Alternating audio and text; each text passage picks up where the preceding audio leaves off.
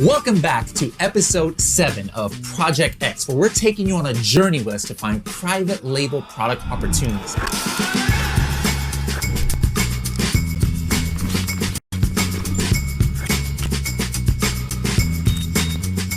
I'm your host, Bradley Sutton from Helium 10. This bearded gentleman to my left is Tim Jordan from the Private Label Legion. Now, if you would like a detailed written version of this episode, make sure to go to helium10.com/X7. That's helium10.com/X7. We've got a question before we get started here. What countries, if you're already selling on Amazon, what countries have you sourced from? Where have you gotten your products produced? USA, China, India, somewhere else? Let us know in the comments below. So without further ado, let's get started. Now, the very first thing I want to talk about is a 3-letter, what do you call those things? Acronyms? Acronyms. A 3-letter acronym that we've heard Tim talk about in different episodes. And it was kind of a new acronym for me. It's RFQ. So can you explain a little bit again what this is? Yeah, so this is the request for quote, the RFQ. And the reason the RFQs are important, well, there's a lot of reasons. One, it helps with our communication, because no matter who or how or where we're sourcing, we have to have clear communication. It also helps us organize internally. So if I'm having a random thought, hey, I want to find this coffin box, or hey, I want to find this egg tray, or this, forest axe, there's a lot of things in my head that maybe I haven't put down on paper yet and organized. Maybe there are things that I need to make sure I'm covering as far as, different, parts or components of this that when I actually reach out to the supplier, I might have forgotten. So I like to put together a very, very simple form, all right? Now, I will say this. We've put together a very simple one just to show you how easy this could be. Sometimes I've seen RFQs that are 7 pages long. We're going to keep this really simple. So I've got just a very, very simple Excel template here with just some basic questions. So Bradley, if you pull that up, sure. And what we'll do is kind of dissect this a little bit. Remember, there's a lot of really, really complex maneuvers and things that we can do here in this private label industry. But for all intents and purposes of Private Label Project X, we're keeping it extremely simple. We're keeping it simple enough that you're not going to get bogged down on all these, crazy difficulties. If we show you this and you have some questions or comments about, hey, what about, a different piece of information for this RFQ, or you have a question about it, just comment in the show notes, reach out to us. We can talk about those things. But for all intents and purposes, this is kind of the basic stuff. So this is literally a 5-minute build out in Excel. You can do something like this, something very simple. So just a request for quote. Of course, we've got the date. Obviously, that's self-explanatory. Requested by. So this one was requested by me. So if you have a staff member, if you have a VA, if you have a partner, make sure that they know who this is coming from. And that's largely for the supplier, right? Because they need to be able to organize who they're talking to. All right. Email. So this is my email. This is either my WeChat or WhatsApp. You should probably be familiar with those. If you're not, these are just texting apps. WeChat is, I think, the largest chat platform in the world, largely because it's Chinese based. So a lot of suppliers will use things like WeChat. And this is how they can contact me. So when I send this RFQ out, it might go out to a lot of people, and they need to be able to, in one form, see how to contact me. Okay. Notes. This can be anything. This can be anything like, hey, this is our second request, or hey, this is version 3 of this product, or this could be even something that you might print off, because I like paper. Obviously, I'm a paper guy. So I might print this off and make notes to myself in this block of who I sent this to, what suppliers I sent it to. So the general name of the product. Look, this seems self-explanatory, but this is such an easy thing to mess up. Remember that our suppliers, if they're internationally, and that's what we're really talking about today, are having to translate things. So it might be more difficult for them to try to come up with a name of a product that we send a picture to. So by us defining what this name is, that actually can eliminate a lot of issues and make things very simple. I go to China a lot and source, and there are little things like, flasks, like a whiskey flask. And I've gotten a quote on those before, and they named the product wine pot, right? So by us naming this will help eliminate a lot of confusion. The quantity requested. Remember, we don't get to make all the demands, so I'm putting my preference or their MOQ. So I'm going to say, I'm requesting 500 units for this, or the MOQ, because they might come out and say 2,000 units, right? And just to make sure everybody understands, we got another acronym here, yep. MOQ. MOQ is minimum order quantity. And this might be a situation where they, look at my request and they say it's not worth it to us to make 500, but the MOQ would be 2,000. So we're going to require you to purchase at least 2,000 units. Now, the reason that I also do this, like I give them an option, is a lot of times these suppliers will see this RFQ and say, oh, 500 units, I'm not interested.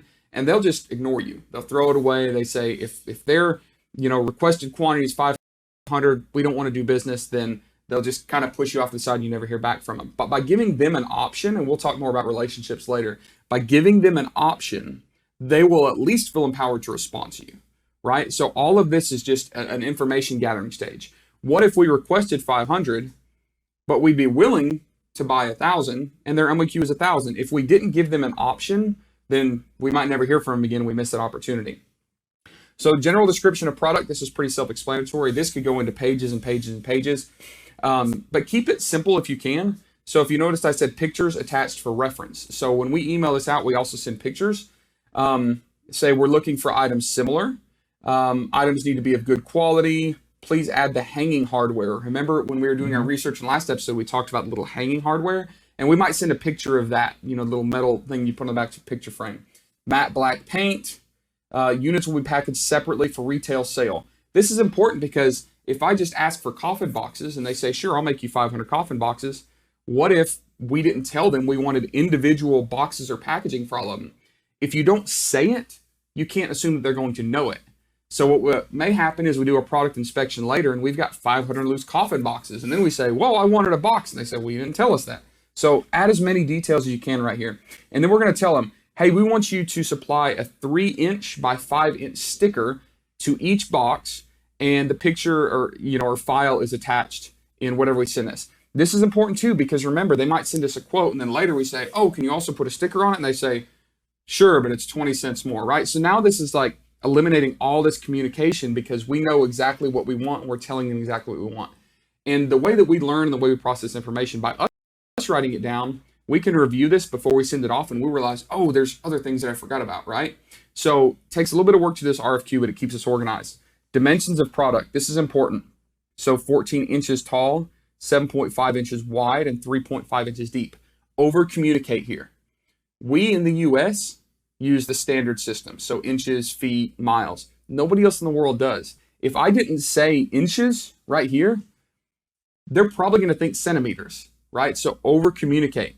I put tall, wide, deep. If I just put 14 by 7.5 by 3.5, they don't know how that's shaped, and they don't know if this is millimeters, centimeters, or inches. They have no idea. So again, over communicate. Requested materials. Remember, the suppliers that we're reaching out to are truly the experts. So just because I think I know what it needs to be made out of, we'll let them offer some suggestions. So I know a little about production, so I know it should be plywood, OSB, MDF. These are all, panels, or suggestions. They may come back and say, hey, we can actually do pine or hardwood that's not even like a pressed particle board. So let them communicate, some options to you, essentially. Packaging specifications. We're going to say we want a cardboard box, maybe bubble wrap on the interior. So we would wrap bubble wrap around the product, then put it in a box. In those reviews, a lot of the negative reviews we talked about in last episode were like, oh man, this thing got arrived damaged. So banged up, scratched. Yeah. So again, we're using that information that we talked about last episode to build the RFQ. I'm going to say it again.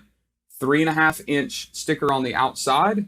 It should have been 3.5 or 3 by 5, but you get the point. Shipping requirements. We will get shipping quote later, but we need these case packaged for transport. Guys, this is important because, and we'll talk about this in our shipping episode, which is episode 8, but we're going to let them know that you don't have to give us a shipping quote right now because they probably don't know what that shipping quote is going to be. Shipping quotes change. They don't even know exactly how big and heavy the cartons or cases might be for this. So don't get, I'm only saying that now so you don't get hung up on the RFQ process in asking for numbers that they really can't give you right now, right? And then we're going to specify, we need these case packaged for transport. Otherwise, we might, have our freight forwarder or somebody go to the factory and pick these things up. And like I said before, we specified we wanted individual boxes, and there's 500 boxes sitting on the floor. We didn't specify case packed. Now, most suppliers will know that, but again, never leave anything up for interpretation. Let's make sure that we're over communicating, right? We know that we're explaining them we want a coffin box, and we're going to send them pictures. We're going to send them specifications, and we'll show you that in just a second. But also, if you're replicating other products, send them links. So similar products are linked. I literally said search Amazon.com for, this is the ASIN for the purple one, right? Because the more information they can see, the more accurate their quote and production is going to be. So even though we've given a lot of this information already, send them to the Amazon listing. Say, hey, I want that, but I want it in matte black, right? Give them as much information. There are a lot of times we'll find Google Images, we'll find things on Etsy, Pinterest, and in an RFQ, I might put 6 or 7 links. That's why I put other links here, right? And then variations or other notes. In this section, of course, we don't have anything. This is where I might list, hey, we want 3 different sizes and or different colors. And really for those, we might actually do a whole new RFQ, but we might put some notes there. So Bradley, any questions about this? Is this pretty self-explanatory? Pretty self-explanatory. I would say maybe almost under the shipping requirements, like you got to be careful too, especially with the coffin boxes a little bit larger.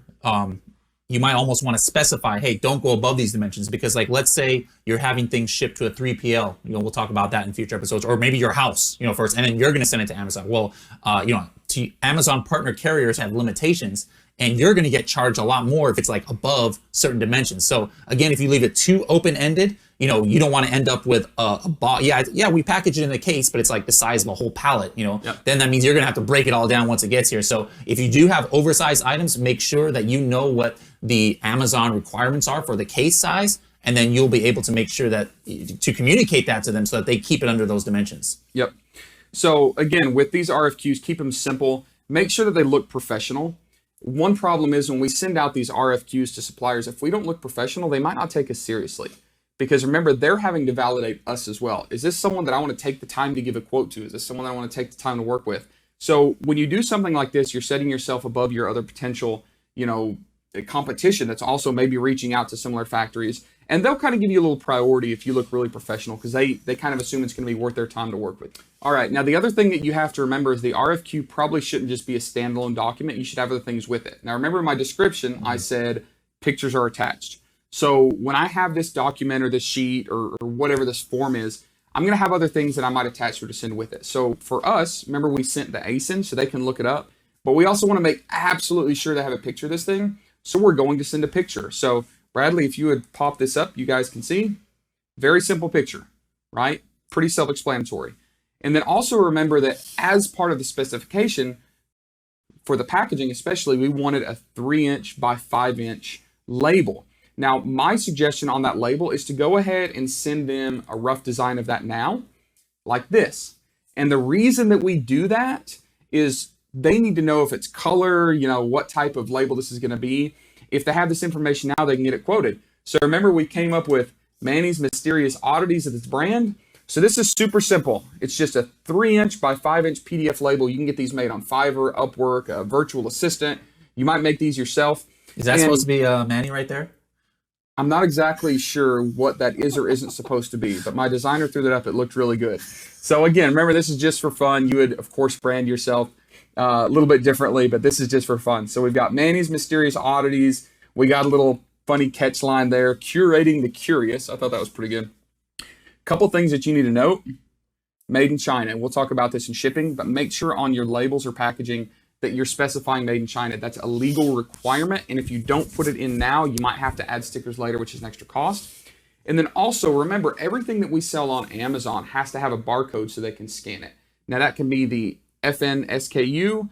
You can also sell products with a UPC number. Now remember, we set our products up with a UPC number, and I'm actually putting that on this label. The reason I'm doing that is it's less expensive.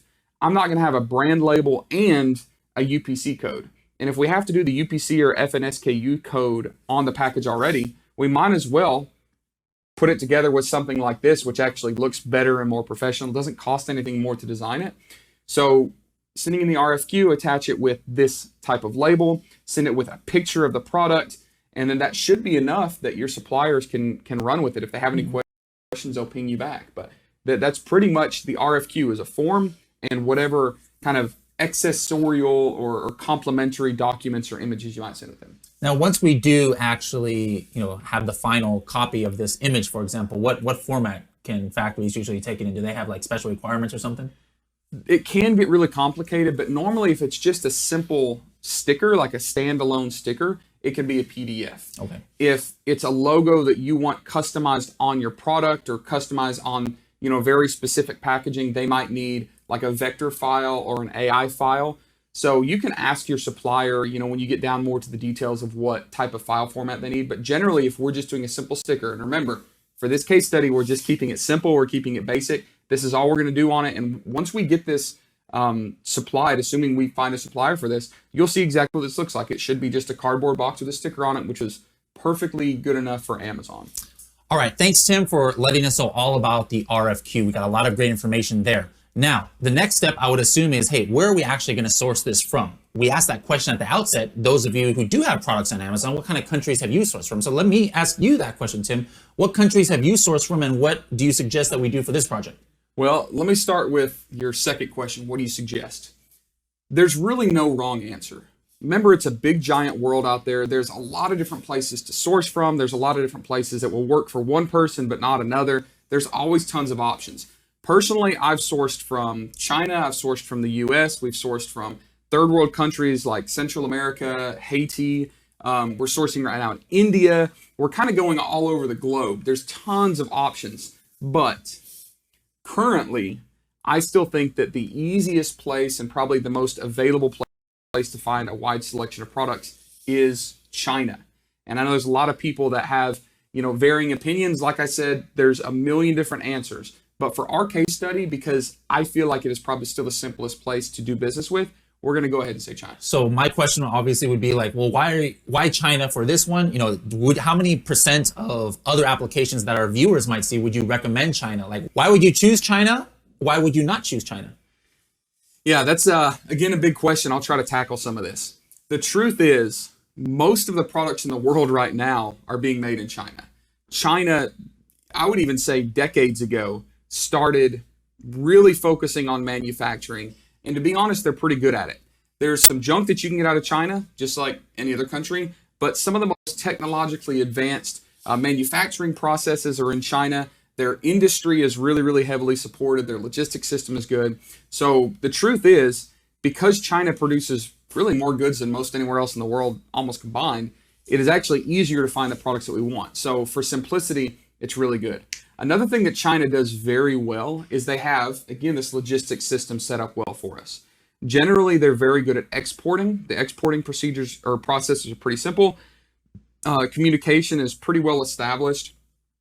Internal infrastructure, shipping things around, exporting, importing, all of that is pretty well established. So really, China's pretty easy. Now, there are a lot of considerations to think about with China that, we could get very complex with. And that may be something good for the AMA if there's some specific questions. But let's address some of the top ones that I see. Right now, there's a lot of talk about the tariffs and trade war in China. Now, tariffs have gone up on some products. That's the absolute truth. I know a lot of people whose businesses have really been affected negatively because of this increased duty that they have to pay or the tariffs they have to pay with their products coming in. But I can tell you with absolute certainty, it has not affected the way that I've sourced at all from China. Not at all. And the reason for that is the products that we source using these methods to find them that we're showing you right now have such high profit margins that it doesn't matter. So if our cost of a $3 item increases from 0% duty to 25% duty, and that duty is applied to our purchase cost, that's only 75 cents a unit. Is that kind of like the rule of thumb? Like obviously every single, depending on the material is how these tariffs are done or, what kind of product it is, what category is what percentage is put on it. But what's a good rule of thumb? Is like 25% kind of an average or? Yeah, products are categorized by a number, like a product number.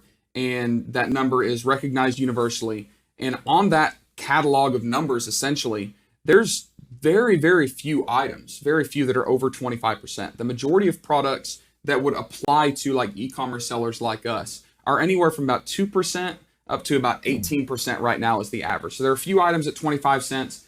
There are 25%. There are a few things that are much higher, but generally speaking, it's not that big of a deal. And we get your quotes and then we get your shipping quotes. That's one thing that we'll look at a little bit later is calculating those duties. But for all intents and purposes, we don't want to be looking at something that should have a very small effect on our product selection because we should have very high margins. So again, tariffs and duties are something that we need to keep our eye on, keep aware of. it hasn't stopped what we're doing in China because it really hasn't been that big of a deal to us, and our margins are so high that we can absorb that. So not like a deal breaker. Don't be scared of China right now.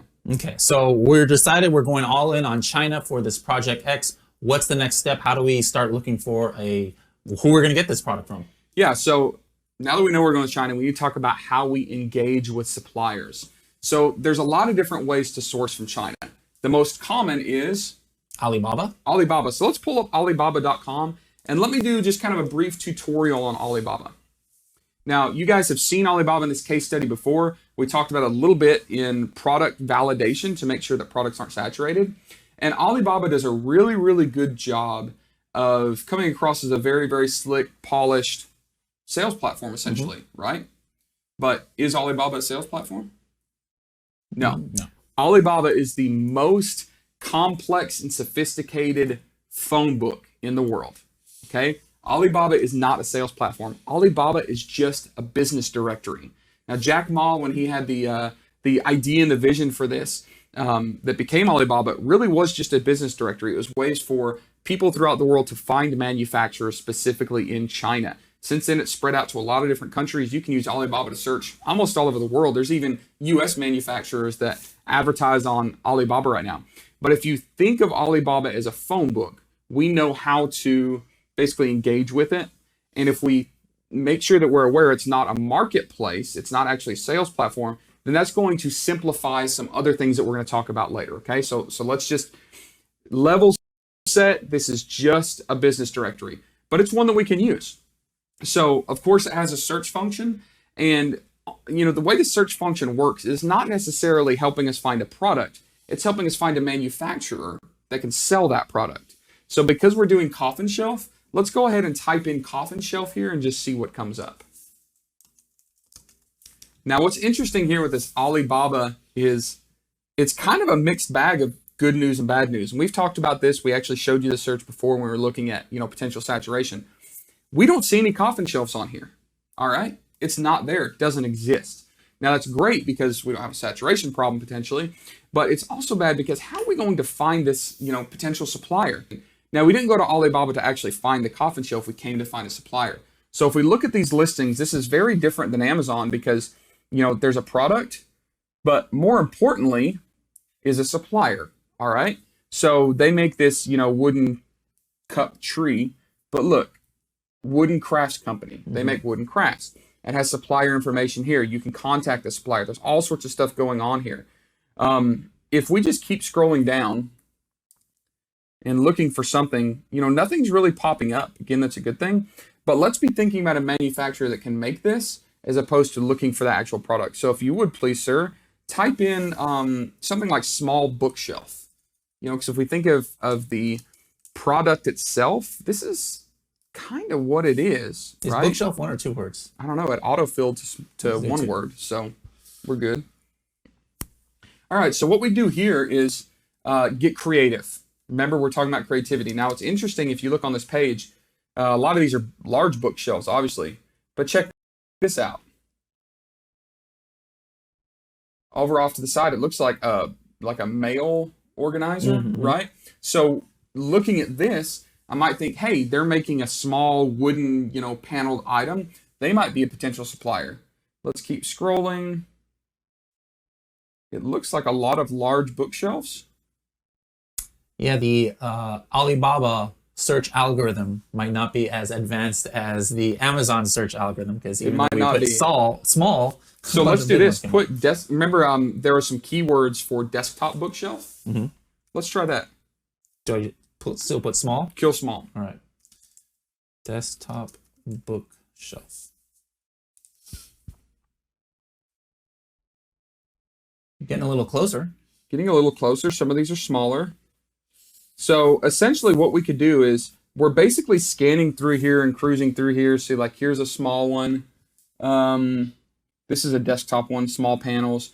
So, again, when we're finding a product that's not saturated, it might be harder to find a supplier, but that's great because other people are getting discouraged. Other people are not really, feeling confident about this, so they might move on. So because there's nobody on Alibaba that specifically makes this product that we can find, that's why we have the RFQ. right? The RFQ, remember I said it's important to put the pictures, it's important to put all the specifications, because now we're going to have to reach out to suppliers that might not already be making that product, right? So you understand the importance now of having very clear expectations. So what we can do is we can go in here and click on really any of these listings. Like I'll click on here, and they make it extremely easy to contact the supplier, okay? We know all the information about the factory here, so we can contact supplier, and that's easy. That's as easy as it is. We can put in product details here and say, we're looking for, a product, please check the attached files. And then all we have to do is go down here to add attachment, and that's where all those files go that, remember, we built out. So we've got the RFQ, we've got the label design, we've got a picture of the product, we've got the dimensions, all of that information. I can go in 30 minutes and fire this off to 40 or 50 potential suppliers. That's all it takes. It's fairly simple. Now, let me also say this. This is kind of a hot topic about Alibaba. You have to be careful what information you're taking as gospel truth on Alibaba. All right? Remember, this is just a phone book, so they can say pretty much anything they want to. They can say things like, this is a MOQ and this is a price, right? Those are not always related. A lot of people think, oh, I can buy 50 units for $4 a piece. Not necessarily true. It means they'll sell you as low as 50 units and as low as $4. So don't get hung up on this. Don't get angry when numbers come back different, because they might not sell you 50 units at $4, but they might sell you 2,000 units at $4 or 50 units at $7, right? So again, this is just a marketing platform. This is not a sales platform. Also, there's a lot of other information, like it shows they've been here for 1 year. They're a gold supplier. Do you personally, when you're looking on Alibaba just for different factories, do you have any kind of minimum guidelines for yourself? I don't, because a lot of these are subjective, and a lot of these are actually just marketing, like kind of bans. You can manipulate this, right? So I don't trust this. I don't necessarily distrust it, but I don't worry about that. What I worry about is just finding the initial potential supplier here. I don't go any deeper than that on Alibaba. It's just a phone book, and we'll talk about how we vet some of those suppliers here in just a few minutes. So Alibaba is great for what it's for, but don't think that it's more than what it is. So just as an example, I want to check this out. Wooden egg tray. Let me show you an example of products that you could potentially find. There you go. So now we do have some suppliers that are potential candidates. I like that some of these are not completely, relevant. There's some kind of weird stuff on here, which is good, because remember we said we didn't want to just see mountains and mountains of results because it could be potentially saturated. But this is a good indicator that, hey, at least people are making these. Now, what we could do is we could start reaching out to these suppliers and talking about our RFQ specifically for the egg trays, which we haven't shown you yet. That's an ad. It is trying to get like Amazon. I see that right there. Yeah. It says that's a sponsored ad. So this is an ad. And keep in mind, remember I told you that the MOQ, minimum order quantity, and the pricing are not necessarily related. That's why this price is so different.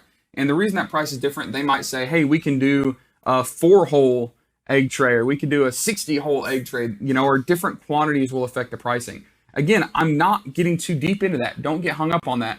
All I'm going to do, we just made them pay for that click, is go to contact supplier, send the RFQ. So I hope that I'm explaining well why it is so important to have the RFQ. Otherwise, we might get hung up on all these little details that don't matter. Just find a supplier, send the RFQ.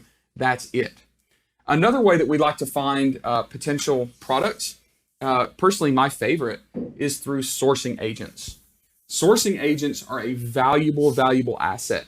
I love relationships. I love people that know more than I do. I love people that have the inside track. And sourcing agents are the way to find those. There are sourcing agents in every country for every product all around the world. It's a huge industry. Up until recently, I owned my own sourcing company in China, and we had a team of sourcing agents that worked for private label sellers finding their products.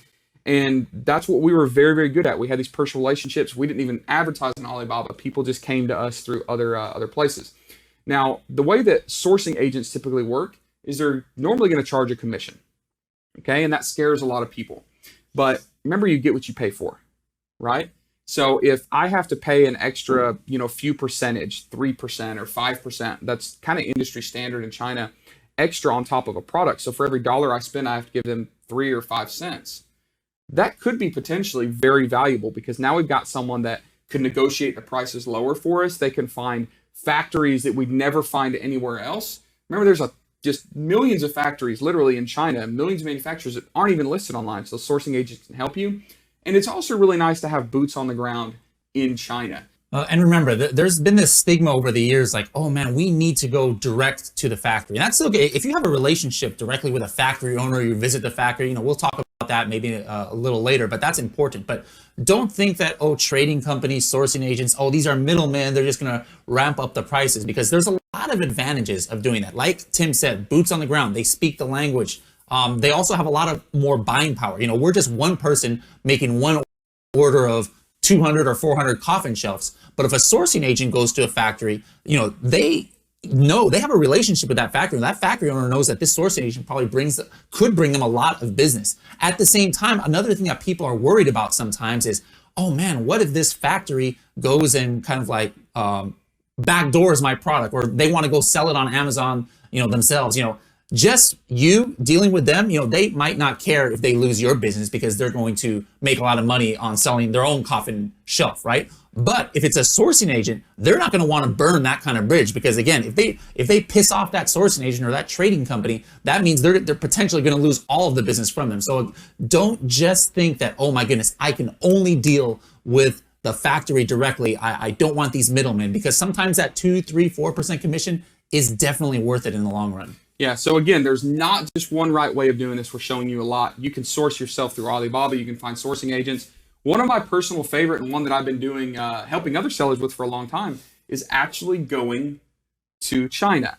And this is awesome, and I'll tell you some different reasons for this. One is, I told you, relationships are really, really important. So when I first started going to China years and years ago to source, that's what I did. Is I shook a lot of hands, and it opened up a lot of doors for me. I was able to find products and product opportunities that nobody else has ever seen online. I was able to launch very unique products. But now I literally have personal relationships with people that nearly every day I'm getting WeChat messages from these, personal friends. Hey, Tim, here's a cool product for you. I can message them and say, hey, can you find this for me? And going to China was really, really important because it allowed me to learn a lot about, the manufacturing and the culture, but also start building these relationships. Now, my company takes people to China on sourcing trips. And what we do there is we take them to giant markets. The biggest markets in China are Canton Fair and Yiwu. Yiwu, it's spelled Y-I-W-U. And you can literally go for a few days and meet potentially, tens of thousands of suppliers. And this is cool because if we had a product like the egg tray, I might stick one of those things in my luggage and carry it over there and show people, hey, can you make this? Can you make this? Can you make this? Now, what's really cool about that is you'll meet people in person that you wouldn't find online. Mm-hmm. You're starting a relationship with them directly, which, as we said, is very, very valuable and important. And they know that you're serious. So they're more likely to give you better terms or better pricing or better speed because they're like, hey, if they came all the way over here, these folks mean business. So it is very, very possible that the best way for you to succeed in finding a supplier is potentially going to one of these large markets, going and kind of learning boots on the ground. That's another great opportunity and great way to do this. And again, we're talking about China, but this can be worldwide. I'm going to India later this year, where I'm going to a giant market. And the reason for it is I want to find suppliers. I want to learn what types of products are best made in India. And I want to network with other sellers and experts so I can learn. So, I've sourced in a lot of different countries. There's a lot of other people using, all over Southeast Asia, Vietnam, Taiwan, Bangladesh. So again, we're using China as an example, but all of these methods are still the same, whether it's online like Alibaba, through sourcing agents, or through, a physical market. And one reason that we're telling you so many different ways to engage with suppliers is because it's so important to go wide but not deep. And what we mean is you need to really cast out like a very large net of potential suppliers. If we just went on Alibaba and we sent our RFQ to one person and they didn't respond, oh great, 2 days later we're trying to find another one. So I'm going to fire off as many as I can. So a lot of times I'll send out RFQs on Alibaba, I'll call sourcing agents, and whenever I go to China, I'm also trying to source that same product. So when you really cast out a wide net, you could find a lot of potential suppliers. The pricing gets very competitive, and I also start building up those, big lists of relationships that I have. So go wide but not deep. So I guess the next thing we need to talk about is communication. Yeah, so communication, you talked about, there's a chat feature, there's a messaging feature right here in Alibaba. There's WeChat. I mean, WeChat, I think in Chinese called Weixin, but there's literally almost nothing done in China outside of WeChat. They use it to pay. I was doing a demonstration for Helium 10, but instead of doing like a Zoom webinar or a GoToWebinar, it was literally on WeChat. Like everything they do is on WeChat. So that is an absolute must to have if you're dealing with China. WhatsApp. Different countries have different platforms. Know what country, like a lot of people in Latin America use WhatsApp instead of WeChat. If you're sourcing in Korea, the app is KakaoTalk. There's different apps around the world. China, we're going to definitely use WeChat. Yeah, email is important too. A lot of them will start with email. There's also like email translation services like QQ, which is important because we need to understand that when we're talking about communication, no matter what platform we use, whether it's WeChat or email or QQ or whatever, most of the time we don't know multiple languages. All right, Bradley, you're smarter than I am. You know a lot of different languages. I don't. I've dabbled. It's horrible. You don't want to hear me try. So I know that when I'm communicating with Chinese suppliers, they're doing a lot more work than I am on the communication because they're having to translate. All right. So no matter how I'm communicating, whether it's RFQ, and you saw how simple that is, or my text messages or voice notes even, I'm extremely clear. I'm extremely articulate. I don't use overcomplicated words. I don't use slang. I don't use euphemisms. I probably wouldn't use an acronym like RFQ. I would say request for quote. And one thing that we learn to do is to say things multiple different ways. So I tell people all the time, like on training that we do, say things twice. And here's what I mean by that. I'll give you a really good example. We were sourcing some lamps. All right, we're talking light fixtures. They're small light fixtures that sit on a desk or sit on an end table, and there's multiple variations of them. So for all intents and purposes, we'll say different colors. So we were working with a supplier and we're saying, hey, what color lamps are available? And they said white. And we said, and this is, because of the time difference, every communication is like a day. And we're like, well, we know you have white, but we also saw other colors. We don't remember what they were. And this is something we found at Ewood, a physical market on one of our sourcing trips. And we're talking to the supplier, following up, we're saying, what other colors do you have? They said, we don't have other colors, just white. And I messaged back and I said, I know that I saw several samples of different colors. What color lamps can you sell us? They said, white. And I was going crazy. I'm like, what are these people talking about? I don't understand this. What I later found out is that the translation for lamp into Chinese translates to light bulb. All right. And I know that like in Europe, a light bulb is called a lamp. And it was my fault. I wasn't communicating things in a way that, was replicating itself, so I couldn't understand it. So instead of saying, what color lamp can I get? And them saying, hey, dummy, we said white. What I should have said is, what color lamps are available? Because I'd like to find multiple color variations of the light fixture, right? So if I'm constantly thinking of ways to say things twice, it really eases that communication. I see a lot of times, especially clients of ours, and I've done it myself in the past, they get very frustrated by not understanding that they're doing a lot more work than I am. So keep it simple, replicate it, understand that translations are not always immediate, and give them a little benefit of the doubt. And when you learn this, you increase this relationship, potential that you have with these suppliers, and things get a lot smoother for you. And a lot of things sometimes can get lost in translation, but on our side, not even on their side. Like, for example, if you're from the UK, now if anybody used to watch Manny Coates' old videos, he would always talk about tactical flashlights, right? Tactical flashlights. That was his collagen peptides. I always use collagen peptides as my example. He would use tactical flashlights. But let's say you're trying to source a tactical flashlight and you're from the UK, you might describe it as a torch, but a torch, like let's say that person learned their English from an American program, a torch is like a stick with like a light, like a fire, right? So like a tactical flamethrower. You could really go off on the wrong tangent. So again, whenever possible, visually, try to show this. If you're using email or, as you saw, Alibaba or WeChat, there's an attachment option. So just make sure you're visually showing things, showing pictures, screenshots whenever you can. And like Tim said, just mention it a couple different ways to make sure there's little loss in translation. All right, another thing about communication. This is like simple human things, but just be polite, be respectful, be professional. Remember that you're trying to find a potential business partner and a supplier. So make sure that you keep things nice and formal, nice and simple. You don't have to go too formal, but just say please and thank you and tell them you appreciate what they're doing for you. That's going to go a long way. Also, I would suggest, we can't really get deep into it in an episode like this, but learn about cultural differences or cultural tendencies wherever you're sourcing, whether it's India or Latin America or China or the Middle East, wherever it is. Because if you understand those cultural tendencies, you'll understand a little bit better of how to communicate. So for instance, in China, there's a problem with the word yes. And I say yes because, there's kind of a communication breakdown on what the word yes means. In China, there's in Mandarin at least, there's 6 or 7 different words that we all consolidate to yes, right? So if we tell them something or we ask them something, there's been situations where I've said, made a statement or asked a question, they said yes. And I thought they were telling me affirmative, but what they were saying was, I understand, right? And also there's some cultural politeness, especially in, more traditional Chinese, where we call it a yes culture. They like to be polite by saying yes. It doesn't always mean yes. So you can understand how some breakdowns would happen there, some miscommunication. So again, the only real way to help fix that is wherever you're sourcing from, just learn a little about the culture. Just Google it. Google cultural tendencies in India, cultural awareness in Vietnam, wherever you're sourcing from. That's going to really help with the communication. And if you're sensitive to those things, it will also go a long way in helping build a relationship with the supplier and kind of building respect from them. So just a few things about communication. Yeah, and just be patient with them. That's very important. If you're patient with them, they can appreciate that.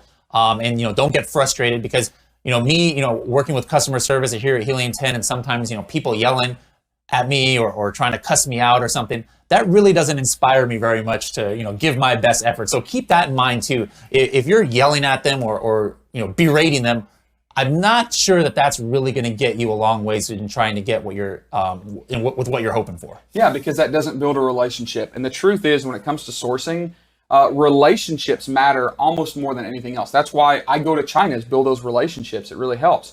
When you have a relationship with these suppliers, they're more likely to give you better pricing. They're more likely to kind of bend over backwards to help you. They're more likely to give you information that you want to know. There's frequently suppliers will reach out to me and say, hey, we've got a new product that we see is picking up in Germany, but nobody in the US has bought it yet. They give us inside information. They really help us.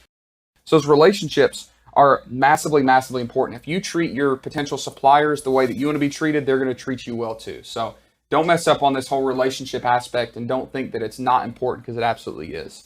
Okay, so now let's say we have sent out all of these RFQs. That was our vocabulary word for the day. And now, we sent out 40, maybe 20 of them give us quotes back. Half of them were right off the bat, we're like, this is absolutely ridiculous. What is the next step after we get these quotes back? Yeah, so the next step is obviously to look at these quotes. And a lot of times these quotes can be very simple, like an email. And a lot of times in China, they'll actually send you a pro forma invoice. And this invoice, it could be, a little incomplete maybe on, some of the business stuff, like your actual business name. They don't know that. But they'll send you a pro forma invoice, which is basically a quote. So looking at that, I would like to, if we can, pull up the quote that we got back on the coffin box. Okay. That I like. Let's pull it up and let's take a look at that, and let's kind of talk about it and go through it and show you some of the different aspects and things to pay attention on this. All right, so we're looking at this invoice. We're looking at the supplier contact information. That's part of the algorithm here. We need to make sure they somewhat look valid and relevant. We'll do a little bit of homework on them. The main thing that we're looking at is the quantity and the price.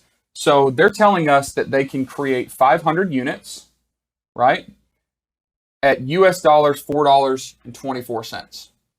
That seems pretty good. We'll do some math in a second. But off the top of my head, I remember, our target price for this is going to be over $20, right? Between $20 and $28 or $29. And this is probably including that packaging that you had requested, since that was on your RFQ. That was in the RFQ. So we know that the packaging and the sticker is also printed and applied. Now, one thing that's interesting here is, look at this. That's not our product, is it? Well, that's because when they send a quote through Alibaba, which is how we found this supplier, they have to attach a quote to an already existing listing.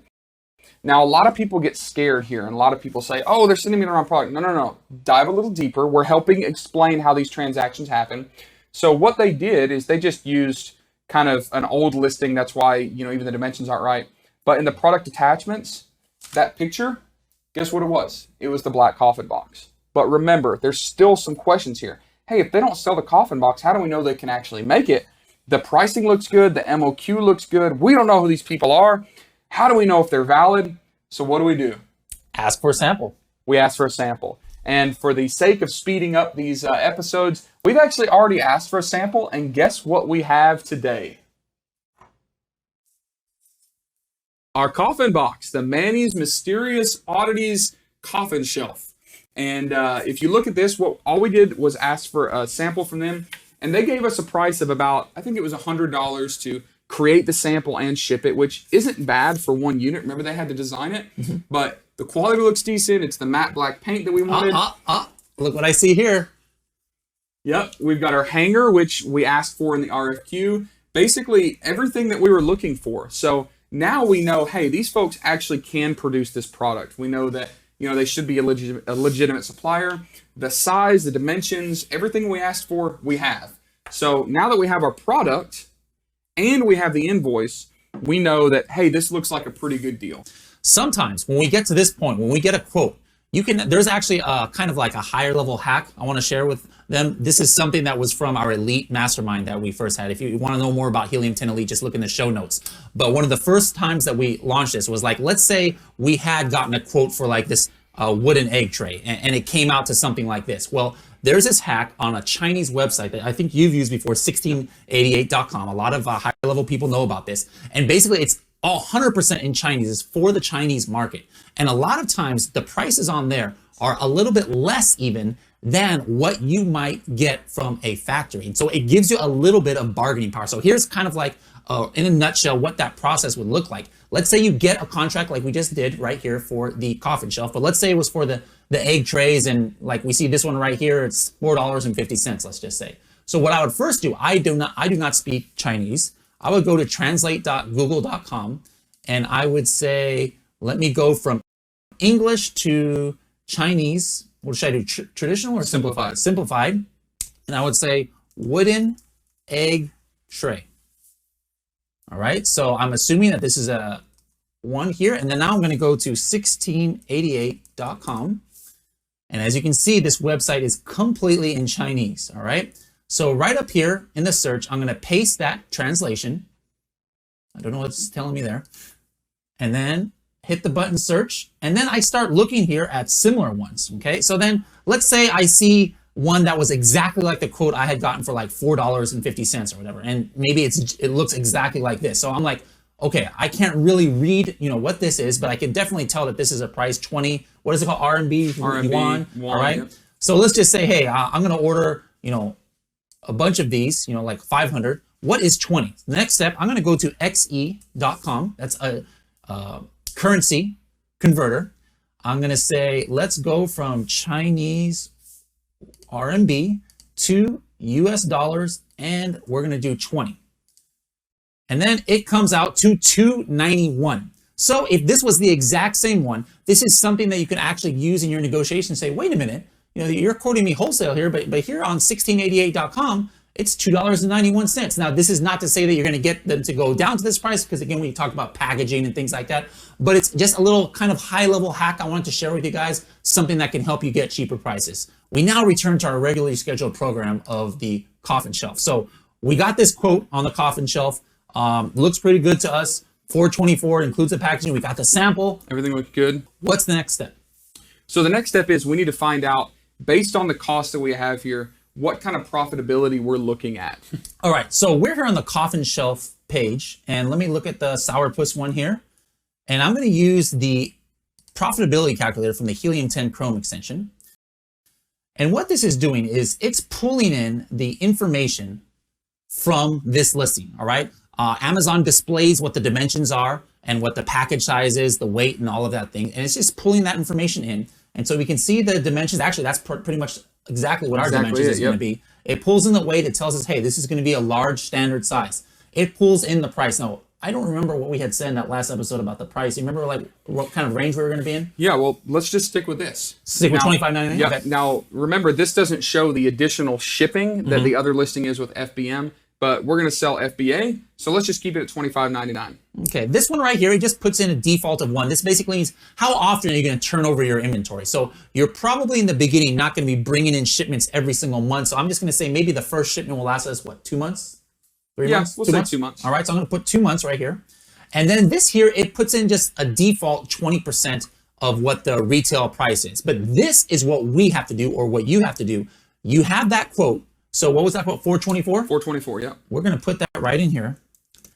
This part here is another one that, again, you have to put in. Basically, it's what your freight is going to be to get it from the factory all the way to Amazon's FBA warehouse. So there's different ways you can calculate that by cubic meter, by cubic foot, kilogram, pound. It just puts a default 200 by cubic meter. Like, do you think that's good to go to, or do you have a rule of thumb that you use? So this is one thing in the sourcing section that can hang us up a little bit, because when we're making the decision to buy this product, we don't necessarily know what it's going to cost to ship. And in the next episode, we'll talk more about shipping and logistics. But right now, there's going to be a little bit of a gray area because shipping prices change. We don't know what availability is. So this is why product selection is so important. I see so many people getting hung up on launching a private label product idea because they get to this point and say, I don't know if I'm going to be profitable or not, right? I have no clue. If we're sourcing the right products by using the correct search methods that we're showing you, then the margins are so high that you can afford some wiggle room in here, okay? To my knowledge, there's not a perfect freight calculator. You can't get a quote right now that is always going to be accurate next month. So this is an estimation. This is pretty close. Now, what's interesting is if we leave it at $200 per cubic meter, which might be a little bit low for this because we're only ordering 500 units. So let's just assume that we're 50% off. Let's change it to $300 cubic meter. And again, this would be ocean shipping assumed here. So the unit freight cost $2 per unit. That's probably pretty close. And we go through this. We got the FBA. Let me go ahead and circle this here. We got the FBA fee. So this basically includes the 15% that Amazon is going to charge. And we've got other cost. This is where we could put in, like, if we know this is coming from China and we already know that this is going to be like, let's say 15%, duties or something, I can put a 15% in here, not 150, 15% right here, or whatever the case is. And then now at the bottom, we could see, even with overestimating all of these things, what the estimated profit is. Yeah, and this is great. And we can play with some numbers here because remember, we don't know all the variables. So let's say that shipping costs are going up. It's right before Chinese New Year, which is something you need to pay attention to. Let's say our cost is going to go up to $400 per cubic meter, which is more than the estimated. Look, we're still profitable. Let's say that we're cranking these things out. We want to raise our price. Let's go up to $29.99. Look, even more profitable. So what we're looking at here is well over 100% ROI potentially. This is great margins. I see so many people that are doing a lot of revenue, making a lot of sales, but they're really not making any money because their margins are pitiful. But again, the reason that we like these kind of fly under the radar products that we've talked about is because the margins could potentially be high and there's less room for catastrophic problems. So we have more margin for error by not knowing things like exactly what our shipping costing is going to be right now, or exactly what the duty rates are going to be. If the duty rates go up, look, we're still making money. Yeah. Now, if we can crank up this volume and get our shipping costs back down to $200 per cubic meter, and we get down to a 10% duty, and we keep our price up there, look, that's really, really profitable. Really, really profitable. Let me show you guys a quick hack too, that, we're at the stage now, we haven't placed the order. Maybe we're not locked in completely on the dimensions. So let's say that for whatever reason, the actual package that we were going to do was 9 by 9 by 9. Okay. Let's just play devil's advocate right here and just say that was the package that we had gotten a quote on and that we were wanting to do. And then for whatever reason, let's say that the cost was like $9 or something. All right. So then we did this. So like, this is what happens, what pulls up when we have the profitability calculator on whatever product we have. It was 9 by 9 by 9. And then we see the unit freight cost is this. And oh my goodness, we only make money from January to September at 54 cents. Now for me, if I saw this, I'm like, all right, cancel. This product is canceled, right? But here's what you can do. Sometimes just by changing a little bit of the dimensions, you can really save. Like, for example, look up here, guys. It is saying that this product is only 1 3/4 pounds, but what are they paying shipping? They're paying shipping on if it was 7 pounds because we know that for this size product, Amazon is considering it small oversize, all right? So you might just start playing around here like, okay, 9 by 9 by 9. I'm not married to this exact, size. What if I just change 1 inch on one side? Would that make a difference? Usually you can change 1 inch on one side of a package. So right? on the coffin box, if we had to make it 1 inch shorter, we could. Yeah. Watch this. I'm going to go 8. It changes it to large standard size. Look at the profit. The profit went from $0 to $5 by changing 1 inch. So keep that in mind too. This is a great tool to use for maybe, since you haven't placed the order yet, it could be something where changing an inch here, changing an inch there, changing the weight a little bit could make a huge impact on the bottom line, where it went from a product that we would have said no to like, hey, $5 profit is doable. Yeah. So if we're looking at a product and decide, this looks close, but maybe we can adjust some of these sizes and make it more profitable, then we would just go back and ask these suppliers to adjust the size. Say, hey, we got your quote. We appreciate it. Thank you for giving that to us. Can we shave an inch down? Can we do this? Now, what we might have to do is go back through the process again of getting a new sample, because I'm not going to ask them to adjust things without seeing it. You always inspect what you expect, right? And I know sometimes it seems tedious. I like that. Term? Inspect what you expect. Sometimes it seems tedious. That's some respect for you right there. Respect, thank you. Seems like things are taking a long time. But as my grandpa used to say, measure twice and cut once. Right? That is not suspect.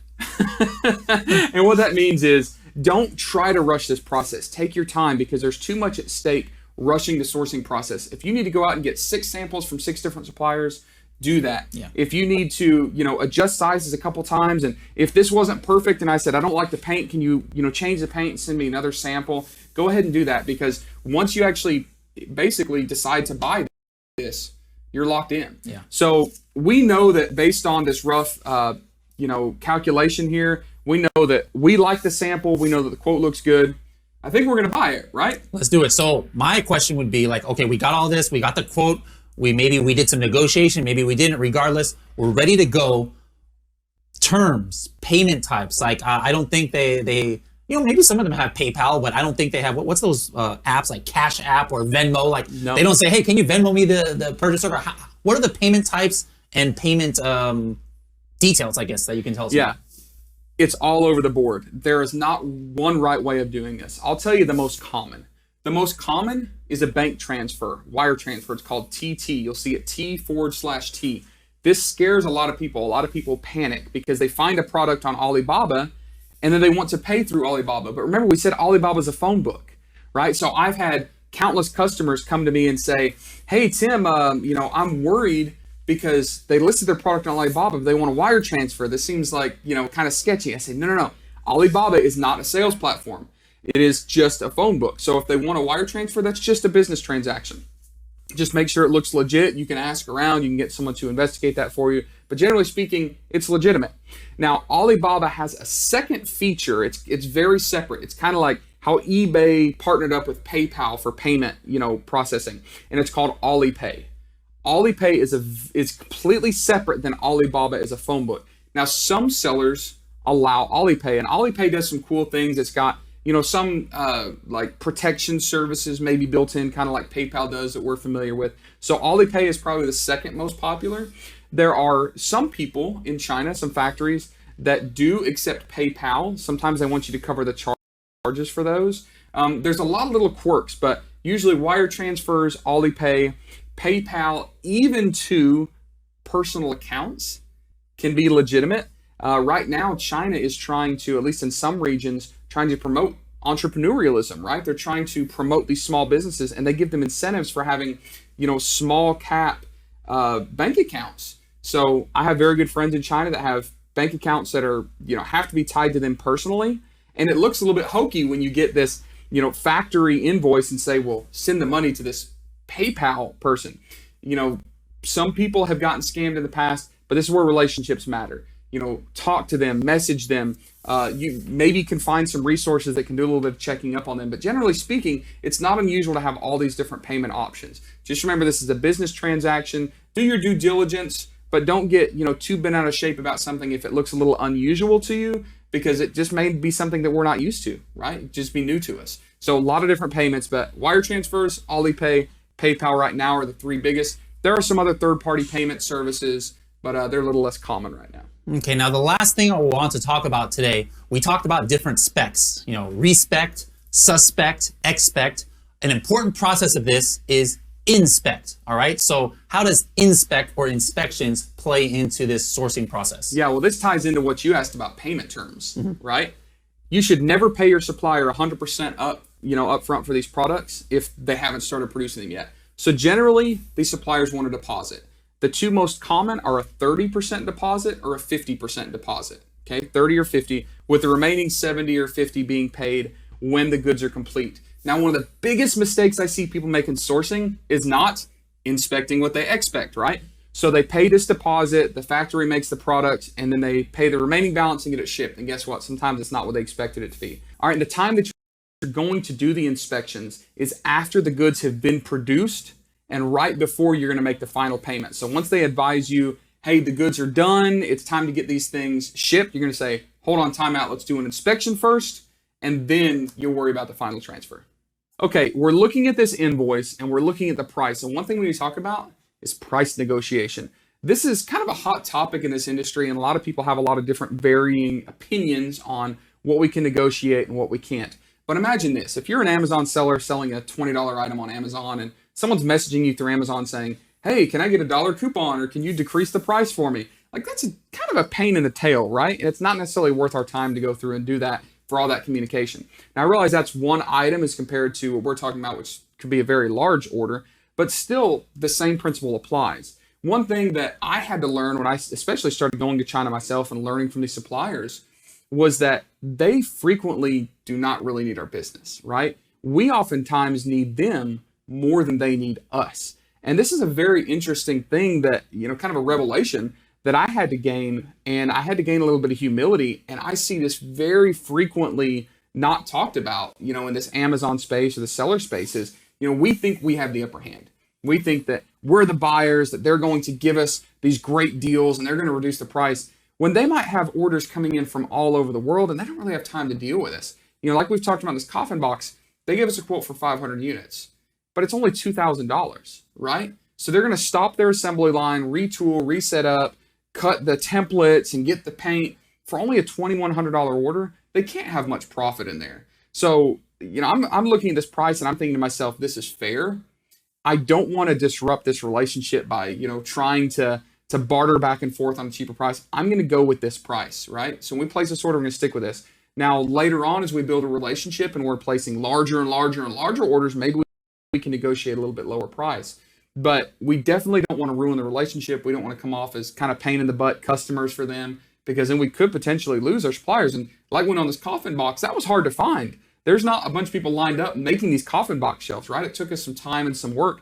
And what you can't see is we probably sent out 40 RFQs and we really only had one that could make us a sample. So just keep that in mind when it comes to negotiation, as long as the pricing is fair. And that's also why we try to get a lot of different quotes to make sure that we're getting a good sampling and pricing. And just keep in mind that cheaper is not always better. Yeah, and then also just remember too, though, that doesn't mean just take anything that they give you. Like, hey, $10 is what we're going to charge you for this coffin box, but you see it like on that tip we talked about, $16.88 for 5. I don't want to burn the bridge, so I'm just going to keep that. No, if you're getting ripped off, you've also got to be prepared to just walk away, because at the end of the day, that's not profitable. So don't just sacrifice your profit for the relationship, but at the same time, don't sacrifice the relationship for profit. Yeah, I would say that if the price looks reasonable, stick with it.